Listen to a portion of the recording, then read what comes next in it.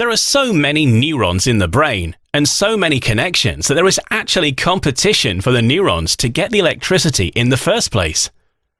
The brain forms pathways of neurons, down which the electricity finds it easier to flow. Remember the axon? Well, the axon makes connections to lots of different neurons, so the electricity could go along lots of different pathways, and where it does go depends on where it has come from. The first time you do something or learn something, a brand new pathway is formed. At first, this pathway is barely noticeable. It's just a little track. And over time, the track can be lost in amongst all the other tracks. But if you come back and travel down the pathway frequently, it becomes like a road, then a major road, and eventually like a motorway. It's as if each journey along the pathway lays down a bit more tarmac and makes the road last a bit longer.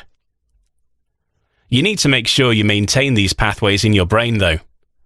If you don't use a pathway for some time, it gets potholed and overgrown.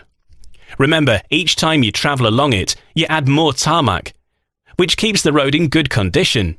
If you leave it for a while, it gets much more difficult to walk along. So if you want to make sure you remember something for a long time, you have to keep coming back to it to keep that pathway open. If you want to build a good road, you need lots of thin layers on top of one another, rather than one big layer. After all, if that one big layer gets damaged, the whole road is damaged. It's the same for your brain. It's better to travel down a pathway once a day for 5 days, because you have built a much longer lasting memory than if you travelled it 5 times in one day. Don't try to cram it all into one day.